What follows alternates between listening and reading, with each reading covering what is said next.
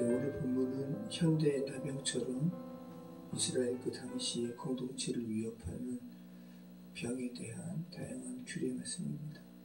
피부에 발생한 나병, 종기에 발생한 나병, 환자의 환부에 발생한 나병, 머리카락이나 수염에 발생한 나병, 또 머리에 발생한 나병에 대한 규례를 설명하고 있습니다. 가만히 보면은 피부, 종기, 화상, 그리고 머리카락, 공동체 생활을 하면서 생겨날 수 있는 여러 상처와 또 상처에 관련된 현상이라는 것을 알 수가 있는데, 어떤 경우에 부정하다 하고 또 어떤 경우에 정하다 하는지를 보면 성경에서 이렇게 성령께서 레위기를 통해서 말씀하시는 바가 단순한 육신의 병을 말하는 것이 아니라 거룩의 반대 개념으로 죄에 대해서 말씀하시는 것임을 우리가 알게 됩니다. 먼저 정하다 하는 경우가 어떤 경우입니까?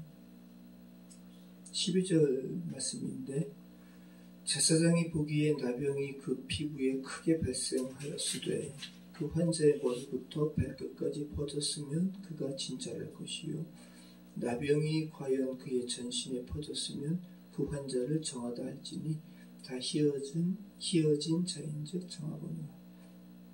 자, 정하다라고 외치는 가장 핵심적인 부분이 가장 먼저 언급되거든요. 아이러니하게도 전신에 이미 퍼졌으면 정하다는 거예요. 자, 죄가 온몸에 퍼지면 갚을 수가 있어요, 없어요? 갚을 수가 없어요. 죄가 온몸에 퍼지면 문둥병이 성경에서 말하는 바 나병이 온몸에 퍼지면 이제 갚을 수가 없어요. 자기 자신에게 소망을 발견할 수가 없어요. 그죠? 그럴 때 아이러니하게도 전 이제 죽은 몸입니다. 주님 저를 구원하여 주시옵소서. 자기의 처지를 처절하게 발견할 때 오히려 구원을 갈망하게 되고, 그죠? 제사장은 그에게 정하다 외친다라는 거죠. 아주 복음입니다. 자신에게 소망을 찾을 수 없고 하나님의 은혜만 구하는 상태가 됐을 때 오히려 정하다 외침을 듣게 된다는 거. 오히려 밖에서 봤을 때는 괜찮아 보여가지고 그 나병이 피부 안에 우묵하게 있을 때는 가리잖아요. 그죠? 문둥병자 나아만처럼.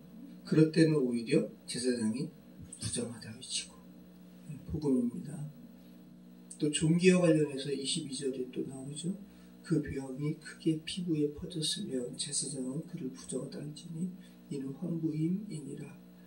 그러나 그 색점이 여전하고 퍼지지 아니하였으면 이는 종기 흔적이니 제사장은 그를 정하다 할지니라. 자, 보세요. 지금 정하다 하는 경우를 보는 거예요. 완전히 병이 전신에 다 퍼졌을 경우 정하다. 그리고 이제 진행되어서 완전히 말라버린 경우 정하다. 그 다음에 23절 말씀은 퍼지지 아니한 경우. 퍼지지 아니했다는 것은 활동하지 않는다는 거죠. 그죠? 그럼 정하다 외침 받는 거예요. 죄가 전염되지 않고 이제 죽은 거죠. 퍼지지 않으면 정하다 외침을 받습니다. 또 정하다라는 경우가 어떤 경우가 있습니까? 34절입니다. 이래 만에 제사장은 그 오음을 또 진찰할지니 그 오음이 피부에 퍼지지 아니하고, 그죠? 피부보다 우묵하지 아니하면 그는 그를 정하다 할 것이요. 자, 피부보다 우묵하지 않은 경우 정하다 외침을 받습니다. 자, 그리고 또 정하다라는 외침 받는 경우 37절 이하 말씀이죠. 제사장이 보기에 오음이 여전하고 그 자리에 검은 털이 났으면 그 오음은 나았고 그 사람은 정하니 제사장은 그를 정하다 할지니라. 흰털이 아니라 이제 검은 털이 나게 되면 정한 거예요. 또 남자나 여자의 피부에 색점, 곧 흰 색점이 있으면 제사장은 진찰할지니 그 피부의 색점이 부유스름하면 이는 피부에 발생한 버르럭이라. 그는 정하니라. 그러니까 완전히 말라버린 거죠. 그 부스러기처럼 세포가 이제 죽은 거죠. 그런 정합니다. 누구든지 그 머리털이 빠지면 그런 대머리니 정하고 앞머리가 빠져도 그런 이마 대머리니 정하니라. 어떤 병균으로 인해서 퍼진 경우가 아니죠. 그래서 이것은 나병이 아니라고 이렇게 말씀하고 있습니다. 그래서 부정하다라고 외침받는 경우는 정하다라는 외침의 반대 상황. 계속 병균이 살아있어 움직이는 상황. 그죠? 그래서 퍼지는 거고 피부보다 우묵하여서 안에 계속 병이 내재되어 있는 거. 이거 부정하다라는 외침을 받습니다. 그래서 다시 한번 성경에서 이 나병이 죄를 의미하는 이런 속성을 좀 정리해 보면 좋을 것 같아요. 첫째, 나병은 신체에 오래 잠복하는 성질이 있습니다. 그래서 죄의 내재적인 속성. 그죠? 둘째, 나병은 굉장히 치명적인 질병입니다. 죄는 치명적이에요. 그죠? 그래서 파괴합니다. 파괴적인 특성이 죄에 있죠. 또 나병에 있습니다. 외모도 파괴하고요. 그리고 나병은 환자를 그죠? 성소와 사회로부터 어떻게 해요? 격리시키죠.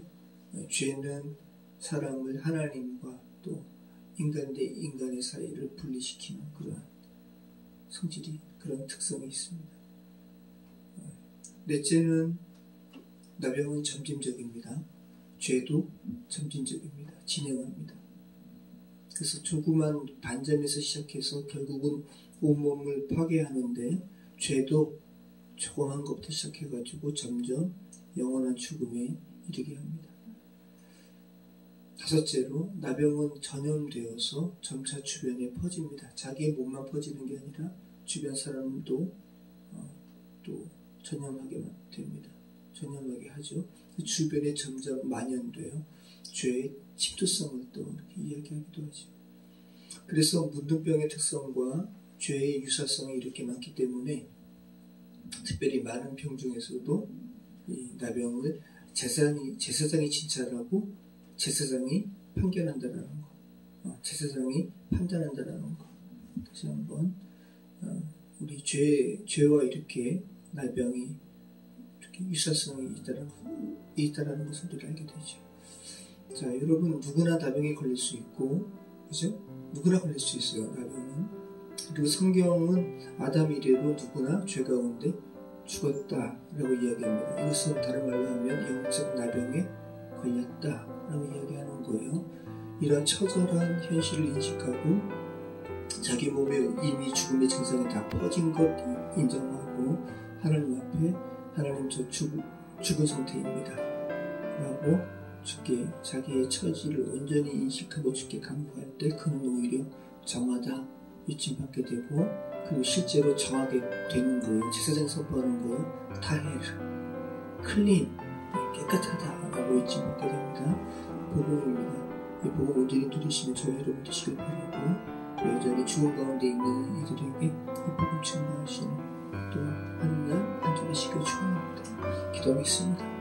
참 좋으신 하나님 감사합니다. 우리에게 말씀 통해서 죄에 대해서 주님께서 어떻게 우리에게 말씀하시는지, 우리의 또 질병과 관련해서 또 성경이 설명하고 있음을 고백합니다. 아버지 하나님, 우리의 처절한 현실을 알게 하여 주시고 직시하게 하여 주시고 주님의 도움을 요청하는 지혜로운 자 되게 하여 주시옵소서. 예수 그리스도 이름으로 기도합니다. 아멘.